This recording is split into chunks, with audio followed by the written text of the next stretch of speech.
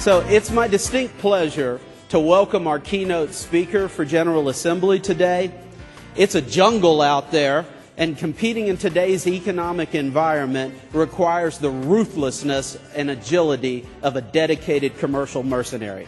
But before I introduce the speaker, I'd like to ask you a question. When I say the word gorilla, what kind of words or thoughts come to mind? Anybody? I'm sorry?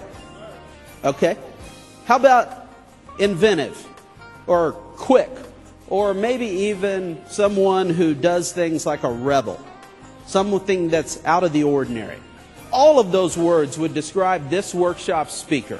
He is an award-winning speaker, writer. He is the co-author of 5 of the legendary guerrilla marketing books. The Guerrilla series now includes 47 titles translated into more than 60 languages, and together they've sold more than 20 million copies worldwide.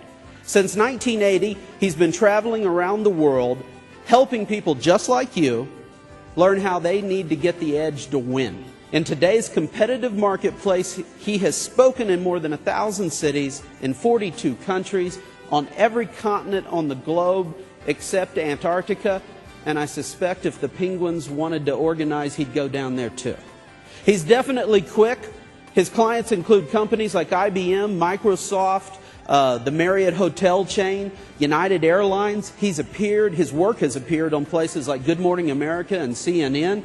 He holds the highest level of certification conferred by the professional speaking industry, that of a certified speaking professional. And folks, less than 300 people worldwide have earned that distinction. Today, he's going to share some of his unconventional weapons and tactics to help you make your business more competitive and more profitable. Please help me give a warm welcome to Orvel Ray Wilson. Thank you. Thank you. The ad in the comic book said, "Win a bicycle." You remember those? I thought it was a sweepstakes. I didn't know any better. I tore out the coupon. I sent it away. I got back this box full of garden seeds. And there were all these instructions. I was supposed to go and sell them door to door to door for 25 cents each, which I thought was a lot because you could buy the same thing at the grocery store for a dime. But I didn't know any better. I dressed up in my best clothes. I did exactly like I said. And they had all these rules. They said, never walk on the grass. Always walk on the sidewalk. Always step back from the door after you ring the doorbell. Always say, "Yes, ma'am. No, ma'am. Thank you, ma'am." And I did everything by the book. And I rang every single doorbell in our subdivision. And then I crossed that street that my mother told me not to cross. And I rang every doorbell that I could find over there. And by about 1 o'clock in the afternoon, it was obvious I had no future in sales. I hadn't sold a single pack of seeds. And you know how easy it is to get discouraged when you're hungry and you're tired and you're dehydrated. So I was taking a shortcut across this big vacant lot on the way home. And there was this lady out in her backyard. She got a shovel. She's tearing it up, putting in the new garden, right? So I yelled at her. I said, "Hey, lady, you don't need no seed for that garden, do you?" The pitch, of course, is now. Well, she stops her work. She leans on her shovel. She says, "I don't know. What have you got?" So I got everything. What do you want?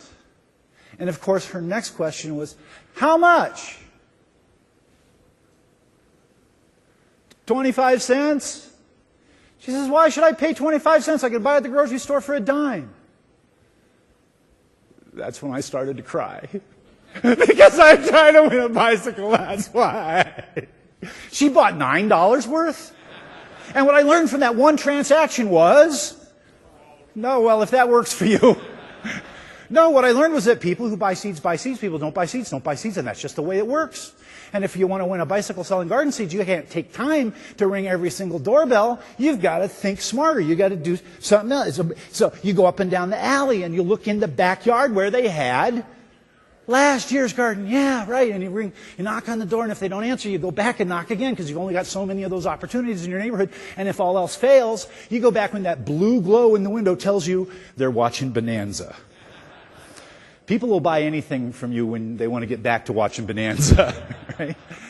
And that really, for me, was my first exposure to this whole idea of, I was a guerrilla already, I didn't know it. I graduated that summer to Christmas cards and magazine subscriptions. I sold newspaper subscriptions for a buddy of mine. And that was, for me, the beginning of what has been a lifelong love affair with this whole field of sales and marketing. I was a psych pre-med in college, and when my scholarships ran out, I took a job selling encyclopedias door to door. And I was, as it turns out, I was very good at it. And they made me a trainer and then a field manager and finally a national sales manager. I did that for a few years. And then I went through a period where I realized that sales was a way, kind of a back door into learning about business. And Denise, who is here in the hall somewhere, where are you at, Denise? Denise is my wife, and I call her Denise because that's her name. And anyway, we met kind of during that books door-to-door period, and so she was going to college, and but I realized that instead of going back to school, that I could learn about business through sales. And sold advertising, sold printing, sold computers for a while. My last real job in 1979, I worked in a retail store that sold big-ticket audio and video equipment before home theater was a word, really. Chrisman Audiovision. Family owns 5 stores. Many of you can relate. And I started in that store on the 16th of the month, and I finished that month in first place for sales for that store. And for the next 22 consecutive months, I equaled or bettered the combined production of the other 4 guys who worked there. Because I knew what it was like to knock on doors in the street. I knew what it was like to farm. I kept records. I called people back. I upsold and cross-sold and resold other, you remember that stereo you bought 2 months ago? We got tape decks coming on sale. But I thought I had died and gone to heaven, spending 60 hours a week in an air-conditioned store listening to music all day. That was a blast. And after 4 or 5 of my colleagues had been promoted and given their own stores, I went to Bill Falkson, the general manager, and I said, what do I have to do? You give me my own store, I'll teach my guys how to sell the way I sell. I'll do as much business out of one store as you do out of the other 4 stores. I dare you. He says, oh, we can't do that. Why not? Well, you're too valuable to us as a trainer. Oh, well, that put a burr in my knickers. So I went downtown, I rented a little walk-up office on the Pearl Street Mall in Boulder, and I had some business cards printed. I went back in on Monday morning, and I suggested to Bill Falkson that if he wanted to continue the relationship, he should hire me as a consultant to train his salespeople. And lucky for me, he saw the wisdom of that arrangement, because we would have starved to death, right, niece? And they became my first client. And that was nearly 30 years ago. And it was the beginning of what has been a global journey in this whole arena. Our topic today is guerrilla retailing. It's the newest of the books in this series. And it really is, it's a jungle out there. Have you noticed it's tough? And it's getting tougher all the time. You follow the news, a lot of economic uncertainty now. The stock market's up 100 points one day, down 100 points the next. I just heard Toyota posted a loss of $4.4 billion. It's the first loss that they've had in their 60 years in business. It's crazy. You are not imagining it. Hallmark just created a new category for condolence cards for those of you who invested in real estate. That's, it's not you. You're not imagining it. Competition becoming more and more ruthless. Have you noticed that maybe on the flight out here that the service on the airlines is not what it used to be?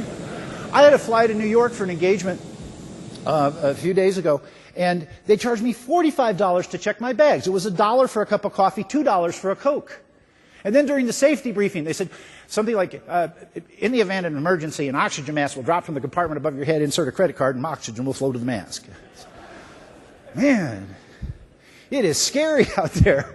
And customers want more and more and more and more and more and more and more and more and more and more and more. This is the new 922 here, right? And they want it delivered when? Yesterday. You're not imagining it, folks. Things are tough and they're going to get worse before they get better. And if you're not fighting back with everything you've got, you don't stand a chance in this market. So today, we're going to send you home with